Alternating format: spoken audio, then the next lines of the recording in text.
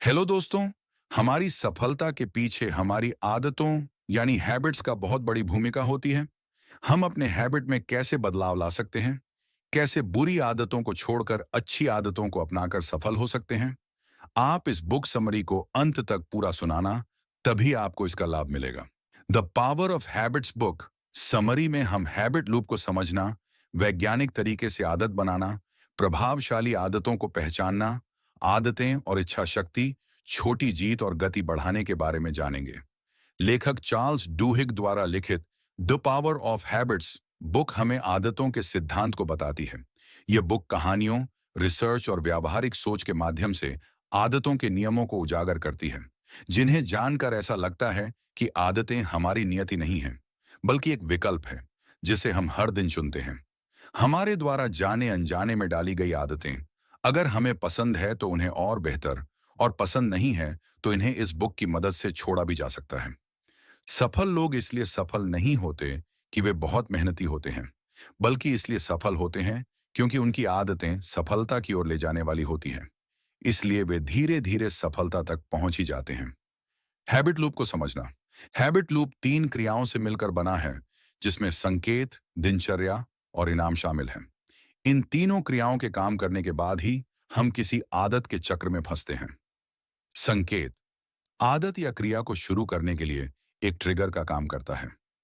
दिनचर्या वे क्रियाएं हैं जो हम संकेतों के जवाब में करते हैं। पुरस्कार इन व्यवहारों को मजबूत करता है। इनाम जितना संतुष्टिदायक होगा, उतना ही हम उस आदत को बार बार दोहराएंगे।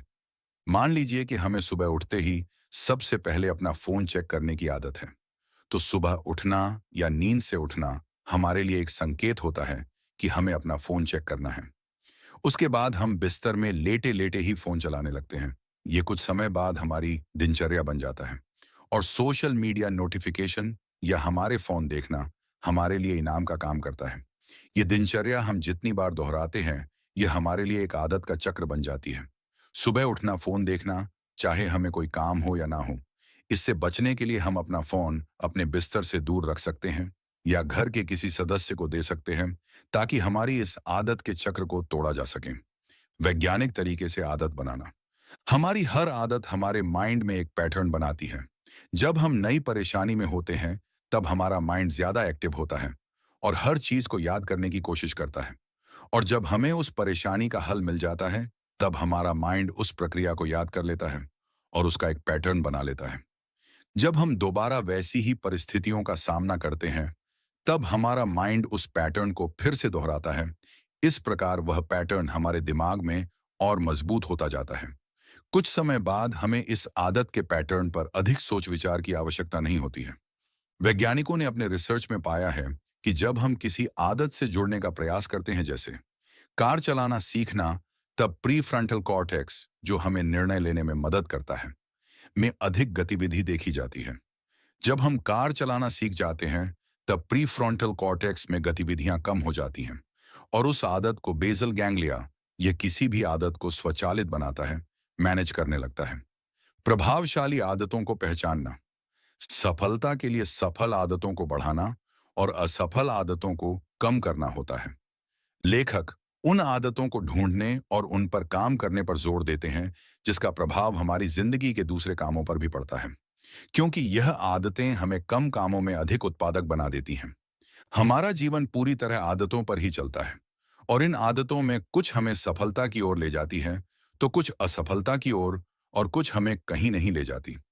सफलता की अधिक आदतें, जैसे किताब पढ़ना, व्यायाम करना, अपने बिजनेस पर फोकस रखना, होने से हम धीरे धीरे सफलता की ओर बढ़ते रहते हैं। वह कुछ आदतें हमारे शरीर, रिश्तों और आत्म खुशी के लिए होती हैं, जो हमें बेहतर महसूस करवाने में मदद करती है, जो हमारी सफलता की आदतों को कायम रखने में भी अपना योगदान देती हैं। कुछ आदतें, जैसे सीखने के लिए तैयार न रहना, दूसरों को दोष देना, साफ सफाई का ध्यान न रखना, अपने खाने पर ध्यान न देना, हमें असफलता की ओर ले जाती है। इनकी पहचान करना और इन्हें कम करना जरूरी है, क्योंकि यह जितनी कम रहेंगी, उतनी अधिक सफल आदतों को फॉलो करने का समय होगा। आदतें और इच्छा शक्ति। अपनी असफल आदतों को अधिक रोकने और सफल आदतों को अधिक जोर देने से अच्छा है उन्हें डिफॉल्ट आदतें बनाने का प्रयास करें। हम सभी जानते हैं कि हमारी इच्छा शक्ति हमें कार्य करने की प्रेरणा देती है, लेकिन केवल इच्छा शक्ति होने से हम किसी कार्य में महारत हासिल नहीं कर सकते या लंबे समय में सफलता हासिल नहीं कर सकते। इसके लिए हमें आदतों का भी उपयोग करना होता है। दिन भर में हम अनगिनत निर्णयों और कठिनाइयों का सामना करते हैं, जो हमारे आत्मनियंत्रण के भंडार को खत्म कर देते हैं। परिणाम स्वरूप असफल आदतों को छोड़ने या नई आदतों को स्थापित करने के लिए केवल इच्छा शक्ति पर निर्भर रहना चुनौतीपूर्ण हो सकता है।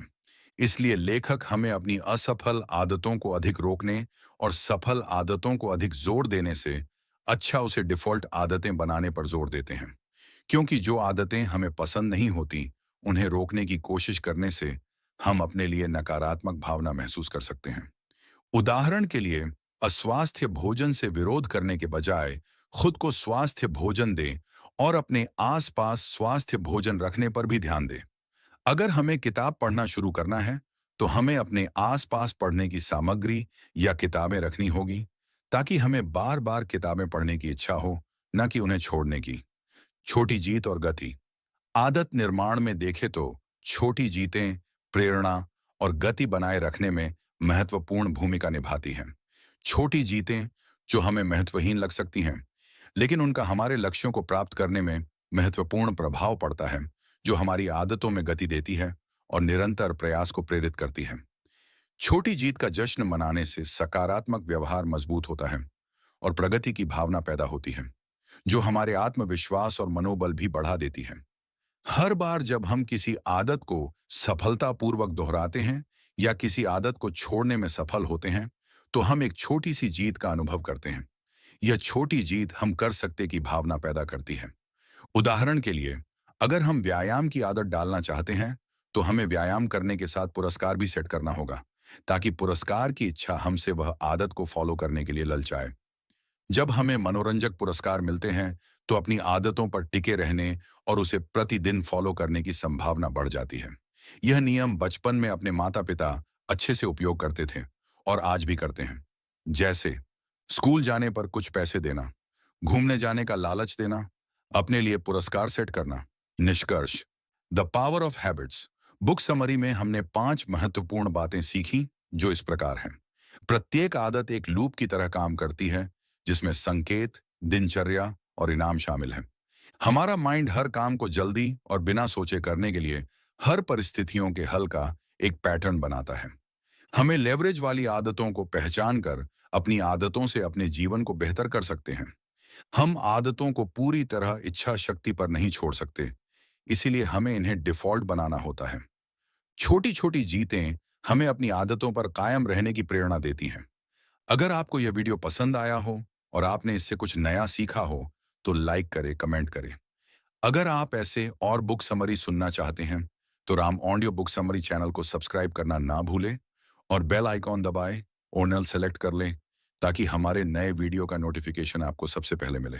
धन्यवाद।